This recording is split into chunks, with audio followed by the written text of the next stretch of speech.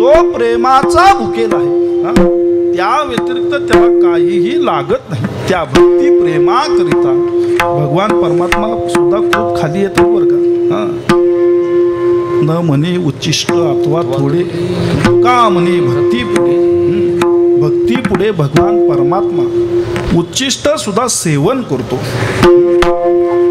पोहे सुदाम देवाचे फके मारी कोरडेचे, कोरडेच पोहे त्या ठिकाणी भगवान परमात्मा भक्ती पुढे नम्र होऊन सेवन करतात. त्याला काहीही लागत नाही, भक्तांकरिता तो उभा आहे. म्हणून एके ठिकाणी असा विचार करावा वाटतो, उनेपणा हा भगवंताच्या ठिकाणी नाही, उनेपणा हा आपल्या ठिकाणी आहे. आपण कमी पडतो, त्यामुळे भगवान परमात्मा कृपा करीत नाही.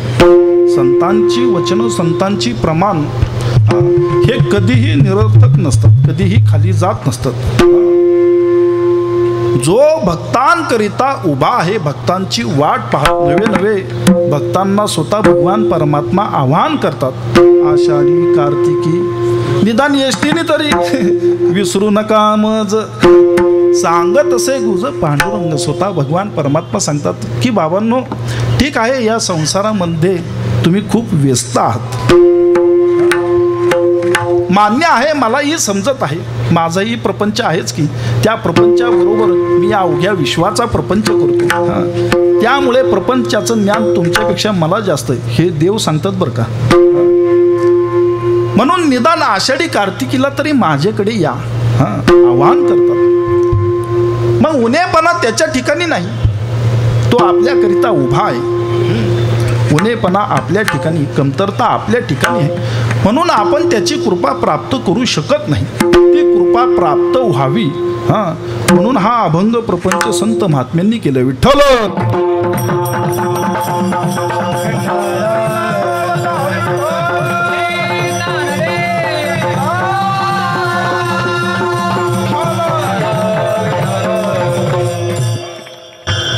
मग पहा, त्याच्याविषयी आपल्या अंतकरणामध्ये प्रेम असलं, त्याच्याविषयी भक्ती असली, त्याच्या भेटीची आतुरता असली, आर्तता असली.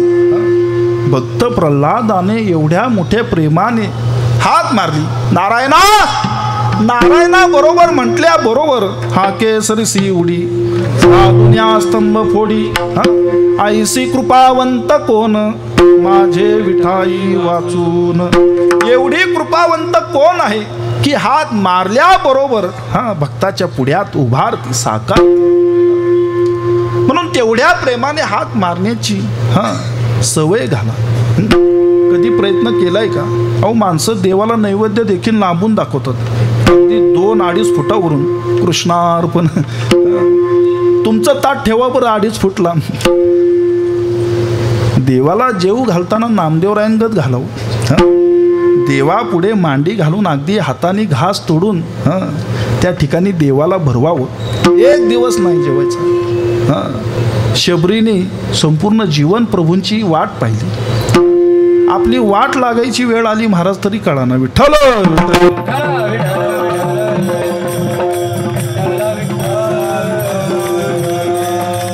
यावरून एक अनुमान निघतो, भक्तीमध्ये सातत्य पाहिजे, उपासनेमध्ये सातत्य पाहिजे. सातत्य जर नसेल तर भगवंताची प्राप्ती नाही. शबरीचं उदाहरण आहे. भक्त प्रल्हादाने एवढ्या आतुरतेने हाक मारली की भगवंताला प्रगट व्हावं लागलं. मग अंतकरणामध्ये भक्ती असावी, त्याच्या भेटीची ओढ असावी, तो धावून येईल. तो कृपावंत आहे, दीनवत्सल आहे, हे स्वतंत्र सांगण्याची आवश्यकता नाही. बहु आहे करुणावंत, अनंत हे नाम जा. तो करुणावंत आहे, कृपावंत आहे, दीनवत्सल आहे, भक्तांकरिता उभारलेला आहे. फक्त आपल्या अंतकरणातील भक्ती जागृत करा. जाणे भक्तीचा जिवाळा, तोची दैवाचा पुतळा.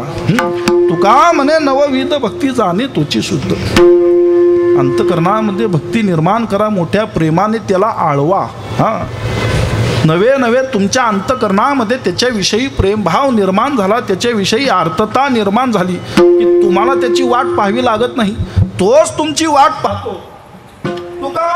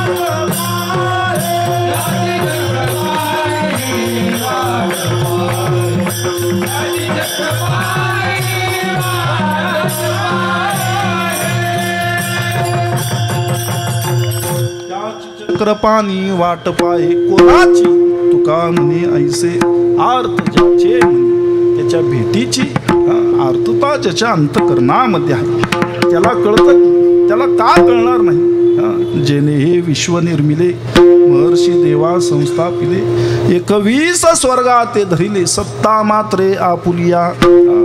करी सृष्टीची रचना नाभी जन्म चतुरानना, जग हे वाकानी मदना ते लेकरू तयाचे. ज्या भगवंताने या सृष्टीची निर्मिती केलेली आहे त्याला कळणार नाही का. अहो आपल्या घरात काय चाललंय हे आपल्याला कळत नाही. हा भाग निराळा, परंतु त्याला अवघ सर्व बाबी ध्यानात येतात, लक्षात येतात. असा तो भगवान परमात्मा आहे. म्हणून उनेपणा आजही आपल्यात आहे, भगवंताच्या ठिकाणी नाही. मग आपल्या अंतकरणातील भक्ती जागरूक व्हावी म्हणून जगद्गुरु तुकोबरायांनी हा अभंग प्रपंच केला आणि आपल्या अंतकरण स्थित असणारा एकविध भाव प्रगट केला. कशाकरिता तर या विश्वाच्या कल्याणाकरिता. जगद्गुरु तुकोबरायांनी आपली अंतकरण स्थित अवस्था प्रकट करीत असताना भूमिका स्पष्ट केली. आणि दुसरे मज नाही आता नेमिलिया चित्तापासून या, माझ्या अंतकरणाने चित्ताने जे नेमलेलं आहे त्या व्यतिरिक्त मी इतर काहीही करत नाही. अगदी स्पष्ट भूमिका आहे. आणि दुसरे मज नाही, या व्यतिरिक्त मला आता काहीच नाही. त्या भगवंताच्या चरणी मी माझा सर्व भाव समर्पित केलेला आहे, माझं चित्त त्या ठिकाणी समर्पित केलेलं आहे. आणि तो आहे पण तसा. बघा एकदा पांडुरंगाकडे रोज आपण पूजा करतो, फक्त उपचार पूर्ण करून घ्यायचे. या धावपळीत आपण देवाकडे पाहायचं विसरून जातो. कधी तुम्ही पाहिलंय का, पंढरीचं सोडा देऊचं सोडा, आपल्या घरातील भगवंताची पूजा अर्चा उपासना करीत असताना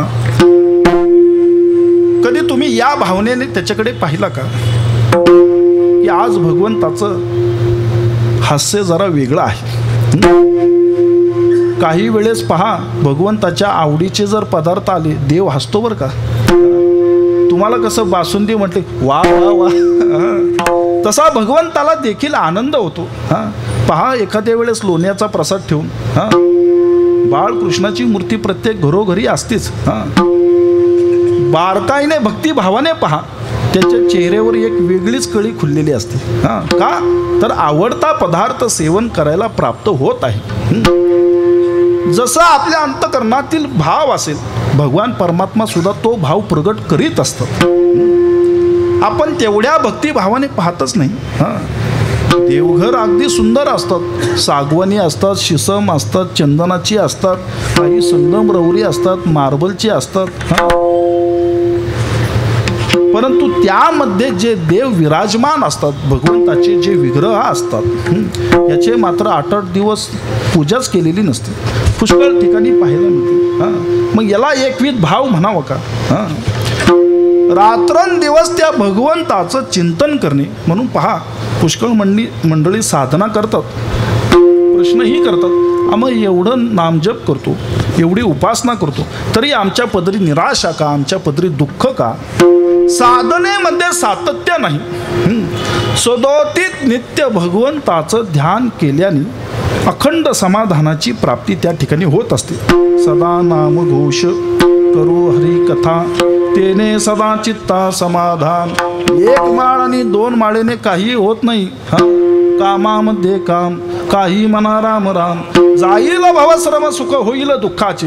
प्रत्येक कार्य करीत असताना त्या भगवंताचं चिंतन पाहिजे. राम म्हणता पाऊला पाऊली. प्रत्येक पाऊल टाकताना जर त्या भगवंताचं नामचिंतन केलं तर कोट्यावधी यज्ञाची पुण्याई त्या ठिकाणी प्राप्त होते. परंतु इतरांची निंदा करण्यात वेळ आपला चाललेला आहे. मग भगवंताचं नाम घ्यावं कधी. अहंकाराने मदमस्त झाले. काही महात्मे असे आहेत की आमच्या ठिकाणी अहंकार नाही, हे सुद्धा अहंकाराने सांगतात.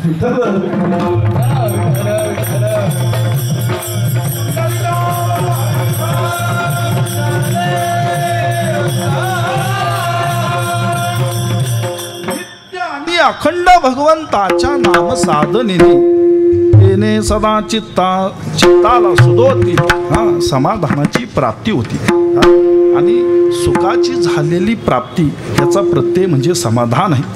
आपल्या एखादा मनुष्य सुखी झाला की त्याच्या चेहऱ्यावर समाधानाचं स्वरूप दिसतं आणि त्याची अनुभूती आहे. सर्व सुख द्यादो भगवंताच्या फक्त नाम साधनेने सर्व सुख त्या ठिकाणी प्राप्त होतात. का प्राप्त होतात? अहो साक्षात तो विठ्ठल परमात्माच सर्व सुखाचा आगर आहे. सर्व सुखाचे आगर म्हणे नरहरी सोनार. सर्व सुखाचे आगर माऊली म्हणतात बाप रुक्मा देवीवर सुखरूपायसे तुझा कोण सांगा माझ्या पांडुरंगा साधिका तो. आणि भगवंताच्या सानिध्यामध्ये प्राप्त होणारं सुख हे शाश्वत आहे. त्या सुखाला कोणत्याही स्थितीमध्ये कोणत्याही अवस्थेमध्ये बाधा नाही. असं अबाधित सुख हे फक्त भगवंताच्या ठिकाणी आहे. की त्या सुखाचं वर्णन करीत असताना जगद्गुरु तुकोबराय म्हणतात त्या सुखाला 16 ही उपमा तुकोबरायांनी दिली बरं का. मी का पडे न निराळा ऐसा सांडुनी सोहळा. मग शाश्वत सुखाची की ज्या सुखापासून सुखाचीच प्राप्ती होती की जे सुख समाधानाला पावतो असं सुख भगवंताच्या चरणी आहे. भगवंताच्या सानिध्यामध्ये आहे. त्याचं नित्य नामस्मरण घडलं पाहिजे. त्याच्या चरणी एकविध भाव निर्माण झाला पाहिजे. तरच कुठेतरी जीवन कृतार्थ होईल, धन्य होईल. विठ्ठल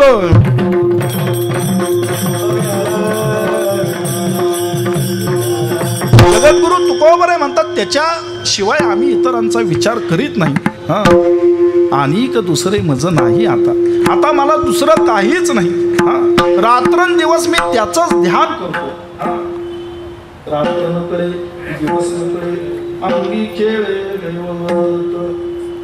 आठव गेले भावा.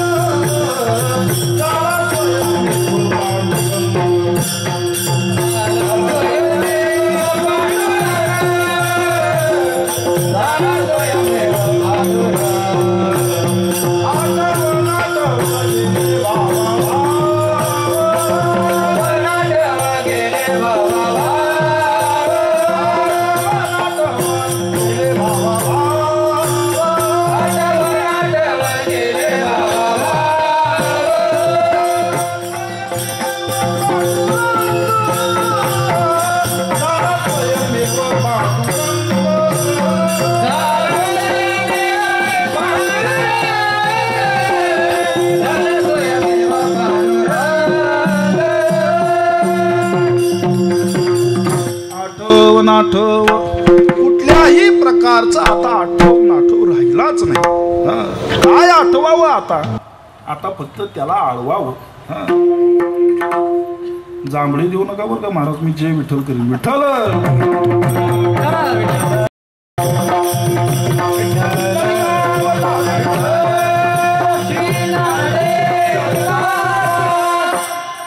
तर मी सापडले 2 दिंड्यांच्या मध्ये. एक रथा पुढली आणि एक रथा मागली.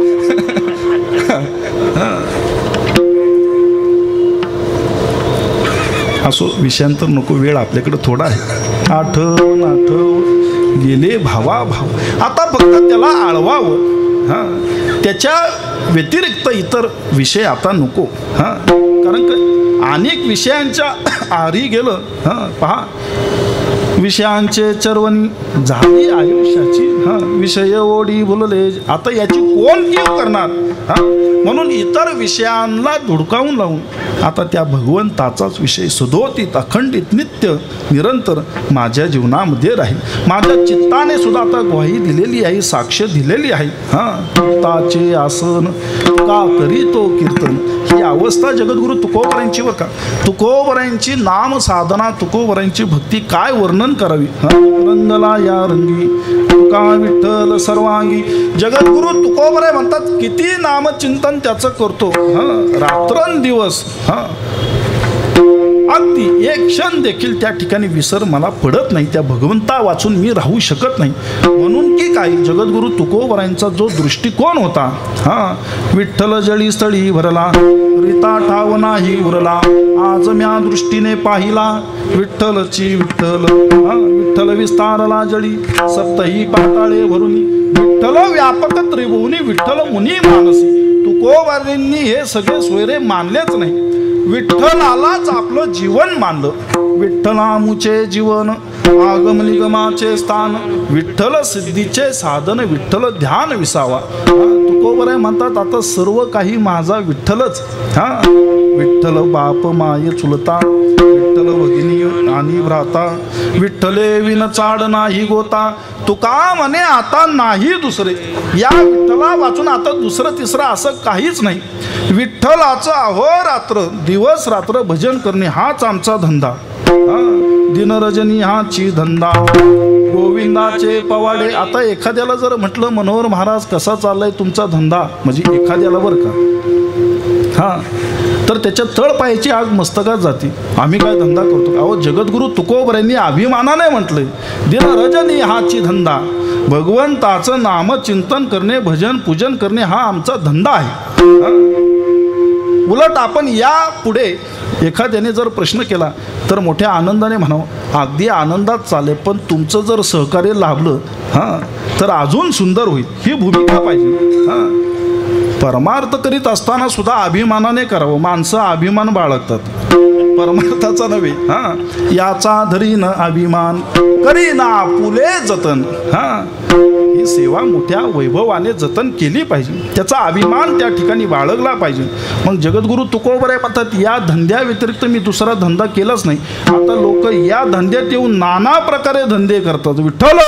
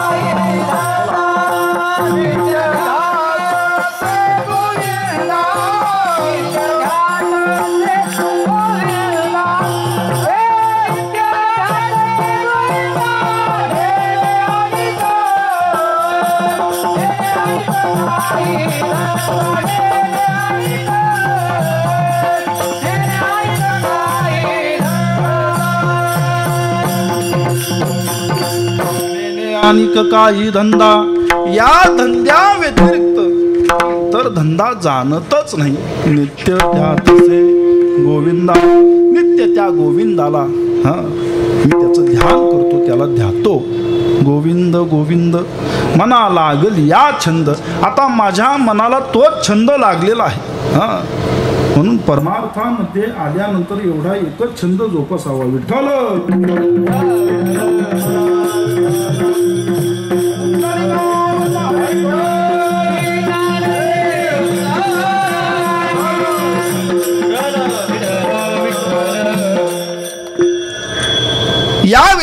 काहीही जाणत नाही. निमिलिया चित्तापासून या पहा याची परिस्थिती अशी झाली की जगद्गुरु तुकोबराय भगवंताशी एकरूप झाले. निमित्त त्या प्रतिमा निमित्त मात्र फक्त भासू लागले, दिसू लागले. देवते संत एवढे एकरूप झाले की म्हणून भिन्न भेद नाही देवा आम्हा कधी. एवढ्या आपल्या नाम साधनेने भगवंताचं नामचिंतन का करावं? सुखासाठी, समाधानासाठी, त्याच्या प्राप्तीकरिता. तो उतावीळ आहे. तो स्वतःहून त्या ठिकाणी आपल्याला भेट देण्याकरिता तयार आहे. फक्त आपण त्याच्या नाम साधनेने त्याची वाट चालावी, त्या मार्गाने जावं. पहा अनेक ज्ञानेश्वरी घ्या, भागवत घ्या, जगद्गुरु तुकोबरायांचा गाथा घ्या, नामदेवरायांचा गाथा घ्या, ज्ञानोबरायांचा गाथा घ्या. आता ज्ञानोबरायांचा सुद्धा गाथा आहे हे बऱ्याच मंडळींना माहितीच नाही. या असंख्य वाङ्मयातून संत महात्म्यांनी आपल्याला मार्ग दाखवलेला आहे. आणि संतांच्या मार्गावर आपण जर चाललो तर कुठल्याही प्रकारे त्या ठिकाणी अडचण निर्माण होत नाही बरं का.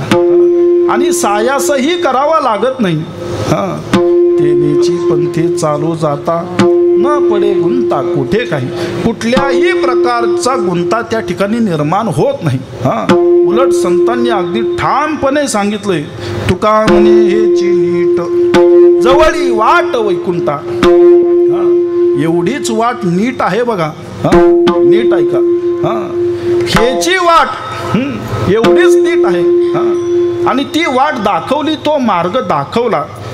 त्या मार्गाने जात असताना फक्त एक नियम आहे. रामकृष्ण कथा दिंडी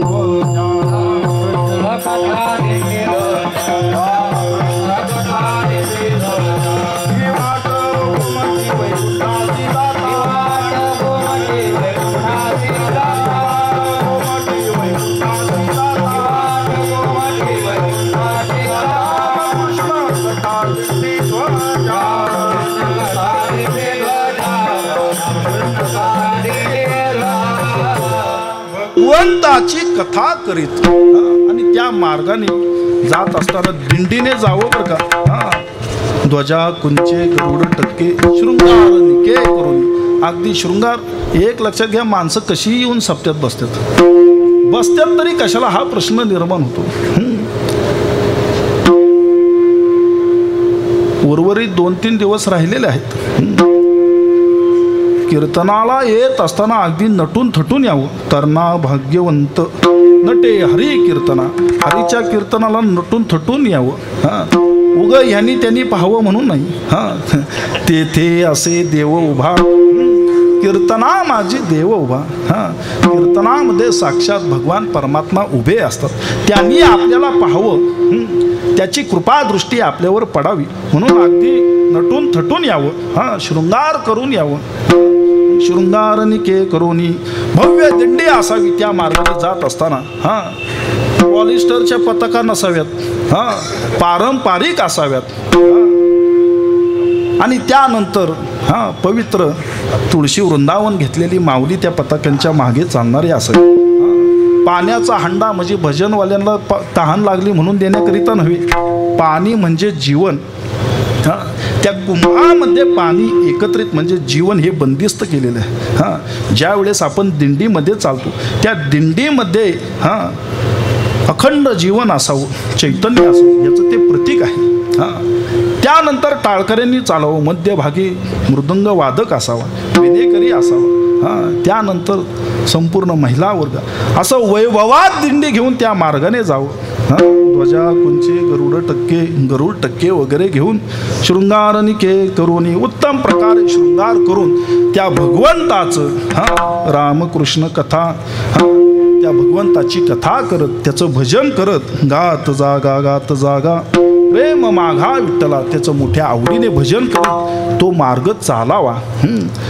ज्या वेळेस आपण याप्रमाणे चालू, आपण जाणार तर आहोत त्याच्याकडे, परंतु तो आपल्या सोबत असतो. देव उभा मागे पुढे आणि प्रमाण आहे. ज्या ठिकाणी भक्त असतात तिथं भगवान परमात्मा नांदतात. नांदे तया घरी दैवत पंढरीचे तुका म्हणे जे ते असे भक्त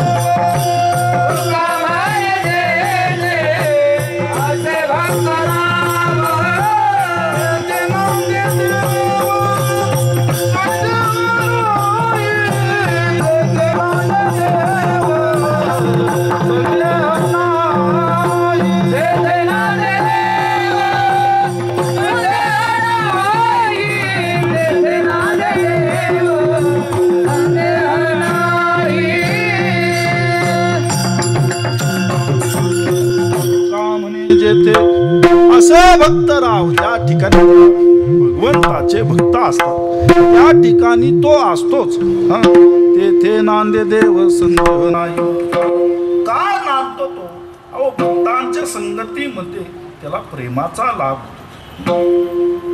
त्याची कथा त्याला ऐकायला प्राप्त होती. त्याच्या नामाची गोडी त्याला काय ठाऊक? तुझ्या नामाचा महिमा तुझं नकळे मेघ श्यामा. का म्हणे आम्हा जन्म गोड यासाठी